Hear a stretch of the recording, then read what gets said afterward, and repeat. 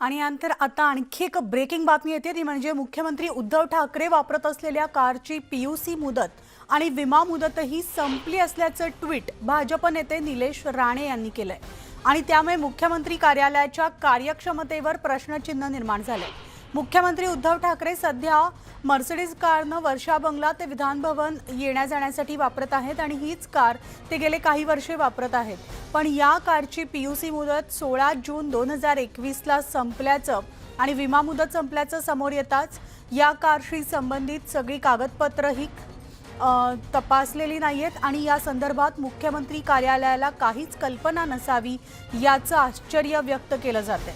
तर मुख्यमंत्री कार्यालयात वरिष्ठ अधिकाऱ्यांसह 150 कर्मचारी कार्यरत आहेत आणि त्यापैकी एकाही जबाबदार व्यक्तीला मुख्यमंत्र्यांच्या कारची कागदपत्र अपूर्ण असल्याची कल्पना नाहीये आणि त्याचाच फायदा घेत भाजप नेते निलेश राणे यांनी ट्विट करत राज्याचे प्रमुख मुख्यमंत्री वापरत असलेली कार कशी अपूर्ण कागदपत्र असलेली आहे हे उघड केलंय आणि त्यामुळे आता मुख्यमंत्री कार्यालयाच्या कार्यक्षमतेवरच प्रश्नचिन्ह उभं राहिलंय।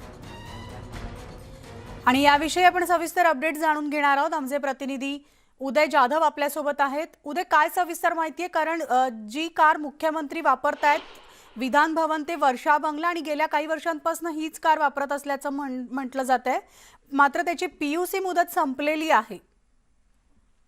मनाली, भाजपचे नेते आणि महाराष्ट्र सचिव निलेश राणे जे केंद्रीय मंत्री नारायण राणे यांचे चिरंजीव देखील आहेत आणि माजी खासदार देखील आहेत, त्यांनी एक ट्विट केलंय। या ट्विटवरनं आता पुन्हा एकदा नवीन वाद जो आहे तो निर्माण झालेला आहे। त्यांनी ट्विटमध्ये म्हटलेलं आहे की महाराष्ट्राचे मुख्यमंत्री जे महाराष्ट्र राज्याचे प्रमुख आहेत ते सध्या जी कार वापरत आहेत वर्षा निवासस्थान ते विधान भवन येथे जी प्रवासासाठी जी कार नेहमी वापरत आहेत त्या कारचा विमा मुदत जी आहे ती संपलेली आहे, त्याचबरोबर पीयूसी मुदत जी आहे ती देखील संपलेली आहे आणि त्या संदर्भातले कागदपत्र जे आहे डॉक्युमेंट देखील आहेत ते देखील त्यांनी ट्विट केलेले आहेत। मुख्यमंत्री राज्याचे प्रमुख आहेत आणि त्यांच्याच कारची जर पीयूसी संपलेली असेल आणि किंवा विमा मुदत आहे ती संपलेली असेल तर खूप मोठं प्रश्नचिन्ह निर्माण होत आहे की याकडे मुख्यमंत्री कार्यालयाचं लक्ष नाही का? मुख्यमंत्री कार्यालयामध्ये जवळपास 150 जणांचा खूप मोठा स्टाफ आहे, कार्यरत आहे आणि त्यांच्या या मुख्यमंत्री कार्यालयाच्या स्टाफवरतीच आता खूप मोठा प्रश्नचिन्ह निर्माण झालेलं आहे। त्यांच्या कार्यक्षमतेवरती वरिष्ठ अधिकाऱ्यांपासून ते कनिष्ठ अधिकाऱ्यांपर्यंत असा खूप मोठा स्टाफ मुख्यमंत्री कार्यालयामध्ये कार्यरत आहे, मात्र एकाही जबाबदार व्यक्तीच्या नजरेत ही गोष्ट का नाही पडली हा प्रश्न निर्माण होत आहे। किंवा या संदर्भातली जी माहिती आहे ती भाजपचे नेते निलेश राणे यांच्यापर्यंत कशी पोहोचली हा देखील एक नवीन जो आहे प्रश्न तो देखील निर्माण होऊ शकतो। त्यामुळे एक नवीन वाद जो आहे तो निर्माण झालेला आहे। अगदी बरोबर आहे। मात्र उदय, प्रत्येक नागरिकाची किंवा वाहन मालकाची वाहन चालकाची जबाबदारी असते की आपल्या गाडीची कागदपत्र तपासणं, त्याची मुदत योग्य आहे की नाही, ती संपली आहे का, की ती रिन्यू करायची, या सगळ्या जबाबदाऱ्या त्या कार मालकाची सुद्धा असते। तर मुख्यमंत्री जरी राज्याचे असले तरी ती कार स्वतः उद्धव ठाकरे यांची देखील आहे, त्यामुळे त्यांची सुद्धा एक नागरिक म्हणून ती जबाबदारी आहे, जबाबदार नागरिक म्हणून, की आपल्या गाडीची सगळी कागदपत्र तपासणं।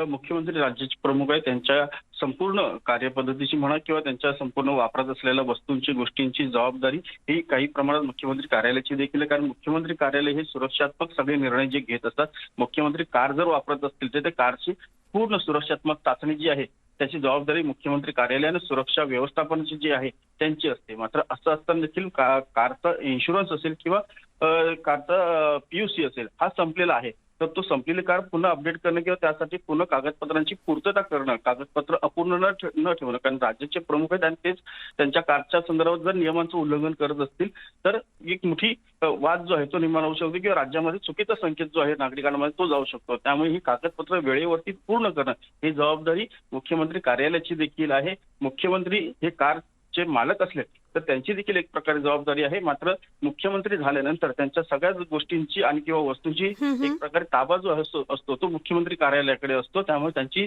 सुरक्षात्मक पूर्ण चाचणी पूर्ण करणं हे देखील जबाबदारी मुख्यमंत्री कार्यालयाची आहे। त्यामुळे मुख्यमंत्री कार्यालयाला याची कल्पना नव्हती का किंवा याकडे दुर्लक्ष केलं गेलं का, जाणीवपूर्वक दुर्लक्ष केलं गेलं का आणि दुर्लक्षित झालेली ही गोष्ट विरोधी नेत्यांपर्यंत पोहोचवली कशी गेली ही देखील एक खूप मोठा प्रश्न यामुळे निर्माण झालेला आहे। त्यामुळे एक मोठा वाद जो आहे वेगवेगळ्या कारणांनी वेगवेगळ्या प्रश्नांनी आता निर्माण झालेला आहे। एकतर मुख्यमंत्र्यांची कारचं पीयूसी मुदत संपलेली आहे, त्यांची विमा मुदत जी आहे ती संपलेली आहे. त्यामुळे ती अपडेट का केली गेली नाही, त्याची पूर्तता का केली गेली नाही, हाच प्रश्न अगदी आहे बरोबर उद्या. महत्त्वाचा. आणि त्यामुळे आता मुख्यमंत्री कार्यालय आणि शिवाय आरटीओ विभागाकडनं सुद्धा काय स्पष्टीकरण येते याकडे सुद्धा आपलं लक्ष असणार आहे. तुर्तास या सविस्तर माहितीसाठी धन्यवाद.